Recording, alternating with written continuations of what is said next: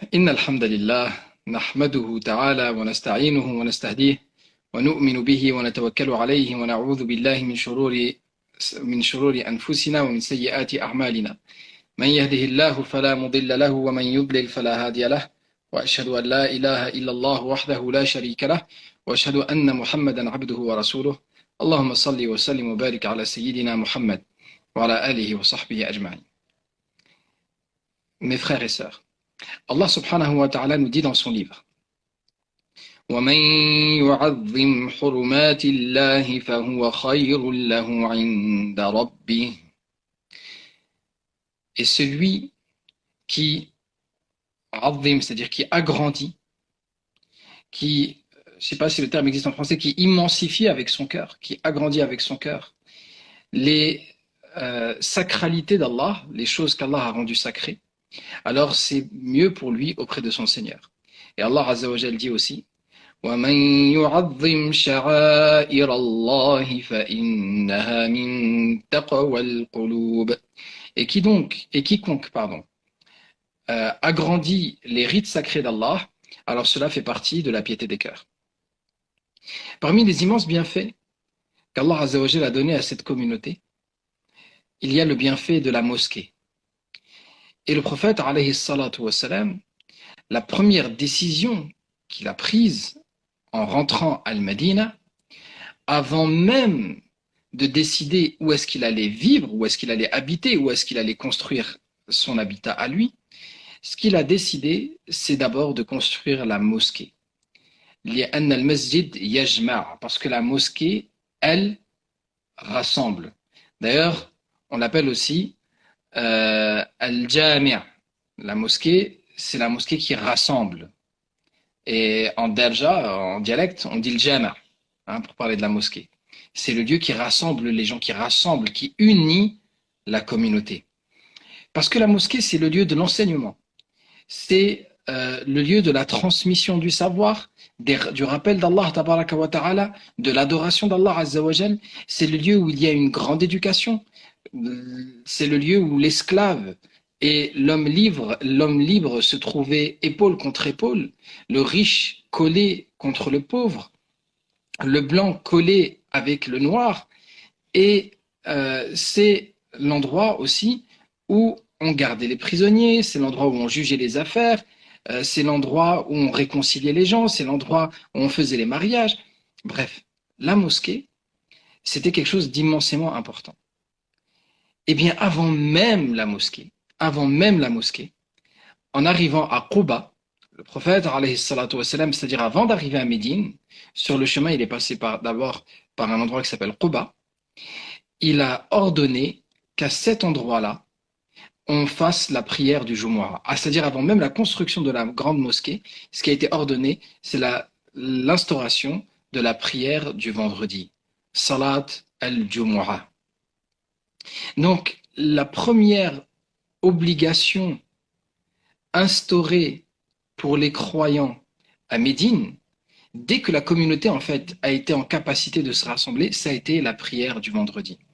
Et le jour du vendredi est un jour important dans la vie du musulman. Donc le premier comportement dans l'étiquette qu'on doit avoir, première étiquette qu'on doit avoir vis-à-vis du jour du vendredi, c'est de lui donner vraiment une grande importance. Ensuite, celui qui médite, il va trouver que les rites qui sont sunnah, qui sont préférables, qui sont sur le chemin du prophète alayhi salatu wassalam, et de la tradition prophétique du jour de vendredi, eh bien, il nous rappelle la grande rencontre d'Allah le jour de la résurrection. Je vais expliquer cela et détailler cela. Parmi les sunan du vendredi, il y a al-irtisal, il y a le fait de se laver. Allah Azza wa Jal dit dans le Coran, donc le fait de se laver et de se parfumer. Allah dit Ya bani Adam, khudhu zinatakum inda kulli masjid. Ô fils d'Adam, embellissez-vous dans toutes les mosquées. Et d'après Abdurrahman ibn Abi Sa'id al-Khudri, d'après son père, le prophète alayhi salatu wassalam a dit Al-ghuslu yawm al-jumu'ah wajibun ala kulli muhtalim. le ghusl du jour du vendredi est une obligation pour chaque personne pubère, pour chaque homme pubère. L'obligation ici, on a d'autres hadiths qui nous indiquent ce qu'il a voulu dire le prophète, c'est que c'est fortement recommandé. C'est pas une obligation dans le sens qu'on a un péché si on le fait pas, mais c'est quelque chose de très fortement recommandé. Ainsi que le siwak et le fait de toucher le parfum autant que on le peut. Donc de se parfumer pour aller à la prière du vendredi. وعن البراء بن عازب, d'après Al-Bara ibn Azib, Rasulullah sallallahu alayhi wa sallam a dit, le prophète alayhi salatu wa sallam a dit, إن من الحق على المسلمين أن يغتسل أحدهم يوم الجمعة. Ça fait partie des obligations pour les musulmans que l'un d'entre eux se lave le jour du vendredi. وأن يمس من طيب إن كان عند أهله, et qu'il touche du parfum s'il y en a dans sa famille. فإن لم يكن عندهم طيب فإن الماء أطيب. Si jamais il n'y a pas de parfum auprès d'eux, alors l'eau c'est la chose qui parfume le mieux, c'est-à-dire la chose qui retire les mauvaises odeurs, rapportée par l'imam Ahmed et At-Tirmidhi. Et on a beaucoup de sens qui vont dans de hadith vraiment qui vont dans ce sens-là. Donc le fait de se laver, c'est vraiment quelque chose de mutawatir, c'est-à-dire qu'il n'y a pas de divergence sur l'authenticité qui nous est recommandé de nous laver le jour du vendredi. Et maintenant, je vous invite à méditer sur ce point. Quel est le lavage que l'on fait et qui nous est fortement recommandé alors qu'on n'est pas en état d'impureté majeure? Subhanallah. Quel est le lavage qui est fortement recommandé alors qu'on n'est pas en impureté majeure? Il y en a plusieurs. Quand on arrive à Mecca, ce genre de choses. Quand on va pour faire l'ihram. Mais là aussi, c'est toujours dans le même sens. C'est pour la grande rencontre d'Allah qu'est la mort. Au moment de la mort, la personne qui meurt, malgré qu'elle n'avait pas perdu les grandes ablutions, on lui fait faire le ghusl, on lui fait faire les grandes ablutions afin qu'on fasse la prière sur elle. Et ensuite, on l'enterre. Et dans la sunna, pendant qu'on la lave, il est aussi recommandé de la parfumer, de parfumer son vêtement. Et le vêtement qu'elle va porter, cette personne qui est morte, c'est le linceul, un vêtement blanc. Or, le prophète, alayhi salatu wassalam, a également motivé à s'habiller en blanc le jour du vendredi. Donc, le jour du vendredi, tu te laves alors que tu n'es pas forcément en état d'impureté majeure, et il est recommandé aussi que tu mettes un vêtement blanc pour aller à cette prière-là, tout comme on te lave au moment de ta mort et on te met dans un tissu blanc avant de prier sur toi pour t'enterrer. Donc la prière du vendredi, c'est un moment en réalité de rencontre très important avec Allah. C'est un moment dans le bas monde où on se prépare à la grande rencontre d'Allah qu'est la mort. Donc la prière du vendredi, c'est quelque chose d'extrêmement important. Il y a même un hadith, même s'il a une faiblesse, qui dit que la prière du vendredi, elle est plus importante que les deux Eid, que le Eid al-Adha et le Eid al-Fitr. La prière du vendredi, elle est plus importante que ces deux fêtes-là, et le jour du vendredi, il est plus important que ces deux jours de fête-là. C'est un jour de fête pour le musulman. Et c'est pourquoi Allah Azza wa Jal, dans le verset où il nous dit de nous embellir dans les mosquées, il nous dit wa kulu washrabu wa la tusrifu. Et mangez et buvez et ne gaspillez pas. Et mangez et buvez et wala tusrifu, et ne gaspillez pas. Allah Azza wa Jal, il nous invite à manger et boire en même temps qu'on s'est embelli. Et c'est quoi les jours dans lesquels on s'embellit et on mange et on boit? Ce sont les jours de l'Eid, particulièrement où il nous est demandé de nous embellir et aussi de ne pas jeûner, de manger et de boire sans faire de gaspillage. Donc, le jour du vendredi, c'est un jour extrêmement important dans lequel Allah Azza wa Jal a mis d'énormes récompenses et auquel il a attaché une adoration particulière, qui est la prière du vendredi, qui remplace la prière de Dhuhr. Pour celui qui va au vendredi, il ne prie pas la prière de Dhuhr, il prie Salat al-Jumu'ah. Et il n'y a pas de divergence sur le fait que la prière du vendredi est obligatoire pour chaque homme pubère qui a une mosquée euh, qui lui est accessible. Subhanallah. Donc, qui n'est pas trop loin pour qu'il puisse y aller. Et la prière du vendredi, il nous est même motivé à y aller très tôt. Tout comme on est motivé dans toute notre vie à nous préparer tôt à la mort, c'est-à-dire même dans la jeunesse, on doit se préparer à la mort, eh bien, la rencontre d'Allah du vendredi, il nous est demandé de nous préparer tôt. Et plus on se prépare tôt, et plus la récompense est grande. Abu Sa'id al-Khudri radiyallahu anhu rapporte que Rasulullah sallallahu alayhi wa sallam a dit إذا كان يوم الجمعة, quand c'est le jour du vendredi, قعدت الملائكة على أبواب المسجد, les anges s'assoient à l'entrée de la mosquée. فيكتبون الناس, et alors ils écrivent les gens, c'est-à-dire les gens qui rentrent à la mosquée. من جاء من الناس على منازلهم, et ils écrivent en fonction de leur degré les gens qui sont venus. فرجل قدم جزورا, ورجل قدم بقرة, ورجل قدم شاة, ورجل قدم دجاجة, ورجل قدم عصفورة, ورجل قدم بيضة. Il dit donc il y a un homme qui a avancé comme sacrifice une chamelle, et un autre une vache, et un autre une chèvre, et un autre une poule, et un autre un poussin ou un petit oiseau, et un autre qui a devancé pour Allah Azza wa Jalla, qui a sacrifié un œuf. فإذا أذن المؤذن, et alors quand le mu'adhin fait l'adhan, وجلس الإمام على المنبر, et que l'imam s'assoit sur le minbar, طويت الصحف, les feuilles sont fermées, les livres sont fermés, ودخلوا المسجد يستمعون الذكر, et alors ils rentrent dans la mosquée, les anges, et ils écoutent le rappel. Donc on a ce hadith rapporté par l'imam Ahmed qui est authentique, qui nous dit que celui qui va à la prière du vendredi, avec certitude, avec lui, il y a les anges qui écoutent, mais aussi que quand il rentre dans la mosquée, il est noté dans un livre particulier, dans un livre dans lequel ne sont pas notés ceux qui arrivent en retard. Ce livre, ce n'est pas juste le livre de qui vient à la prière du vendredi, non, c'est le livre de qui vient à la prière du vendredi avant que l'imam ne s'assoie sur le minbar et que le adhan ne soit fait. Parce que dès que le adhan est fait et que l'imam est assis sur le minbar, les anges rentrent, ils arrêtent d'écrire et ils ferment le livre. Donc il y a une motivation pour aller tôt à la prière du vendredi. Et plus on va tôt, et plus on a une grande récompense auprès d'Allah.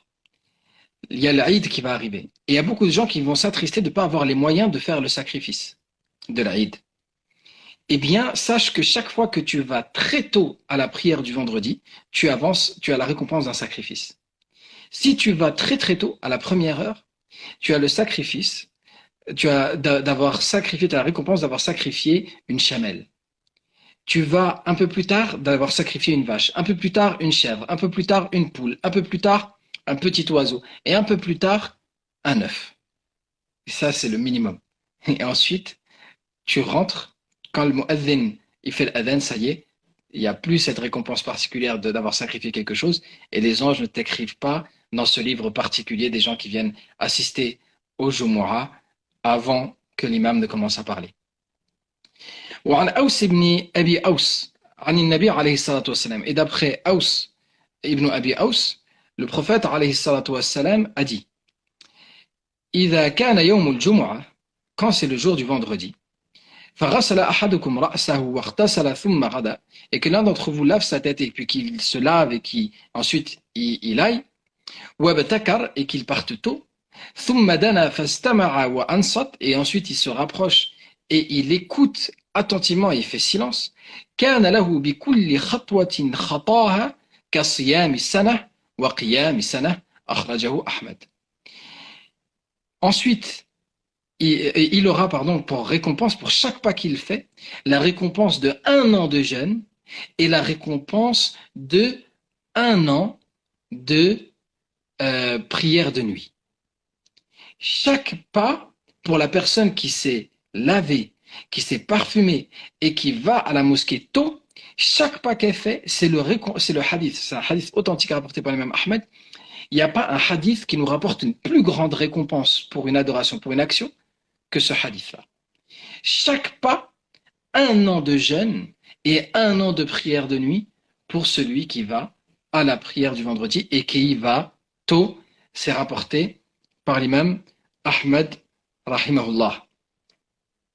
Donc, la prière du vendredi, c'est une prière particulièrement importante. Aussi, il suffit de manquer d'attention pendant le prêche, avec la grandeur de la récompense, il y a aussi une exigence de la personne qui écoute. Donc, il y a quelqu'un qui demande, est-ce que cette récompense touche aussi les femmes? Oui, Inch'Allah, si ce n'est que les femmes, il n'aurait pas demandé de se parfumer avant de sortir de chez elles, sauf un parfum très léger qui ne laisse pas de traces derrière elles et que les passants, quand ils passent à côté d'elles, ne sentent pas. Donc, la prière du vendredi, elle est très très grande auprès d'Allah tabaraka wa ta'ala et Allah azza wa jal lui a accordé une place particulière dans la vie du musulman. Au point que celui qui délaisse la prière du vendredi alors qu'elle est pour lui obligatoire, il a un péché. Mais celui qui l'a, à ce que je disais au sujet de la grande exigence qui était demandée de celui qui participait à Salat al-Jumu'ah, parce que avec la grandeur de la récompense, il y a aussi une grandeur d'exigence. La grandeur de l'exigence, elle est dans la concentration et le bon comportement qu'on doit avoir. En effet, certains hadiths nous disent que toutes ces récompenses sont pour celui qui se lave, qui se parfume, etc., et qui va à la mosquée, et qui ne passe pas entre deux personnes. Donc, le fait de passer entre deux personnes, c'est pas interdit. Mais quand tu passes entre deux personnes, tu as fait preuve d'une impolitesse. Deux personnes discutent et toi tu passes entre elles. Donc il dit et qui ne passe pas entre deux personnes. Subhanallah. C'est une petite gêne. Mais cette petite gêne, eh bien, elle fait que tu peux sortir du hadith qui parle de l'immensité de la récompense du Jumu'ah. Et ensuite qui va et qui écoute et qui fait le silence. Et dans un hadith, on a aussi le prophète alayhi salatu wassalam qui nous dit وَمَنْ مَسَّ الْحَصَى فَقَدْ لَغَى مَنْ لَغَى فَلَا جُمُعَةَ لَهُ. Celui qui s'est distrait, la jumu'ata lah, il n'a pas de jumu'ah. Il n'a pas la récompense du jumu'ah. Il a fait son obligation, il est parti, mais il n'a pas la grande récompense qui est liée à cette grande prière.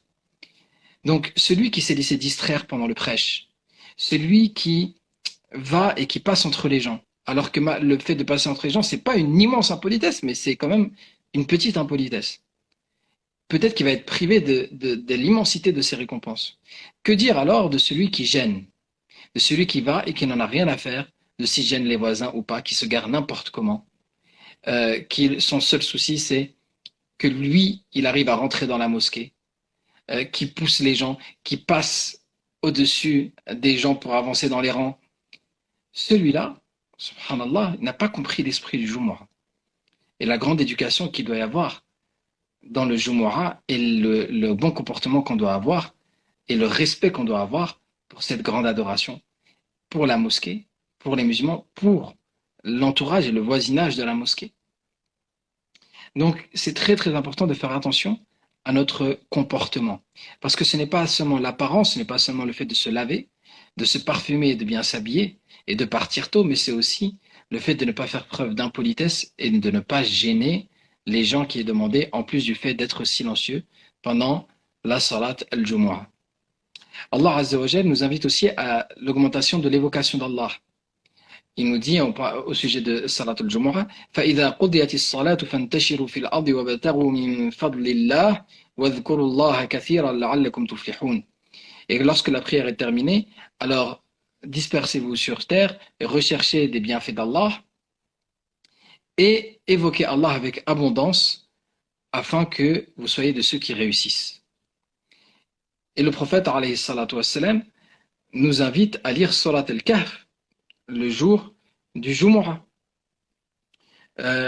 Abu Sa'id al-Khudri radiyallahu anhu rapporte que le prophète alayhi salatu wassalam a dit Man qara'a Surat al-Kahf fi yawm al-Jumu'ah أضاء له من النور ما بين الجمعتين. Rapporté par Al-Bayhaqi et le hadith, il est authentique. Donc, Abu Sa'id al-Khudri rapporte que le prophète alayhi salatu wassalam a dit, celui qui lit Surat al-Kahf dans le jour du vendredi, il a une lumière pendant la période qui est entre les deux Jumu'ah. Allah il lui donne une lumière particulière pendant la période qu'il y a entre les deux Jumu'ah. Et dans un autre hadith, il est dit plus 3 jours. Allah il lui rajoute même 3 jours en plus. Le fait de faire la prière sur le prophète, alayhi salatu wassalam, particulièrement le jour du vendredi. Abu Darda radiyallahu anhu a dit que Rasulullah sallallahu alayhi wa sallam a dit Akthiru as-salata alayya yawm al-jumu'ah. Priez beaucoup sur moi, augmentez la prière sur moi le jour du vendredi. Fa innahu mashhudun tashhaduhu al-malaika. C'est une action à laquelle témoignent les anges, pour laquelle témoignent les anges, et ils sont présents avec vous quand vous faites cela. Wa inna ahadan lan yusalli alayya illa uridat alayya salatu hatta yafrugha minha. Et lorsque l'un d'entre vous, il n'est pas une personne, pardon, qui prie, c'est-à-dire qui demande la bénédiction d'Allah pour moi, sans que sa bénédiction me soit présentée jusqu'à ce qu'il cesse de faire cette action-là. Et Abu Darda radiyallahu anhu a dit wa ba'da al-maut, et après la mort, ya Rasulullah, après que tu sois mort. Il a dit wa ba'da al-maut, et après la mort. Inna Allah harrama 'ala al-ardi an ta'kula ajsad al-anbiya. Allah a interdit à la terre de manger les corps des prophètes. Fanabiyullahi hayyun yurzaq. Le prophète d'Allah est vivant, recevant subsistance. Naam. Il est vivant, mais pas de la même vie que ont les vivants qui sont sur terre. Il faut bien comprendre. Il est vivant de cette vie dont Allah Azza wa Jal cite les martyrs en disant وَلَا تَحْسَبَنَّ الَّذِينَ قُتِلُوا فِي سَبِيلِ اللَّهِ أَمْوَاتًا بَلْ أَحْيَاءً. Et ne pense pas que ceux qui ont été tués fi sabilillah sont morts, mais plutôt ils sont vivants. بَلْ أَحْيَاءٌ عِنْدَ رَبِّهِمْ يُرْزَقُونَ. Ils sont vivants, recevant subsistance auprès de leur Seigneur. Eh bien, le prophète alayhi salam a utilisé les mêmes termes en disant que dans sa tombe, il est vivant, recevant subsistance. Donc, on doit prier, augmenter la prière pour le prophète alayhi salat wassalam le jour du vendredi. Il nous est recommandé aussi de nous couper les ongles, de tailler la moustache, de faire tout ce qui est demandé comme de s'épiler aussi. C'est particulièrement demandé et préférable de faire ça pour la prière du vendredi, pour celui au moins qui assiste à la salat. Ces récompenses, est-ce qu'elles concernent les femmes? Il y a une règle. Il y a une règle qui est que tout texte dans lequel le prophète alayhi salam il cite un mérite pour les hommes, il concerne aussi les femmes, sauf si le prophète alayhi salam a indiqué le contraire. Ou si on a une chose qui nous indique le contraire. Or, pour la prière du vendredi, Wallahu ta'ala a'lam, à ma connaissance, rien n'indique le contraire. Et Allahu ta'ala, c'est mieux. Naam. Et on va passer, Inch'Allah ta'ala, aux questions-réponses. Et avant de passer aux questions-réponses, j'ai oublié d'évoquer un point. La prière du vendredi, c'est une prière qui est obligatoire pour tous les hommes, et donc il est interdit aux hommes de commercer pendant ce moment-là. À partir de l'adhan, du adhan du mu'adhin, de l'imam, pardon, qui s'est assis, une fois que l'imam s'est assis sur minbar et que le mu'adhin fait ce adhan-là, du prêche qui va commencer, il est interdit de faire toute négoce. On n'a pas le droit d'acheter et de vendre pendant ce moment-là. Et tout bien qui est vendu ou acheté pendant ce moment-là, eh bien, ne sera pas béni par Allah subhanahu wa ta'ala, et qu'Allah Azza wa Jalla nous permette de l'adorer comme il le mérite, subhanahu wa ta'ala. Et on va écouter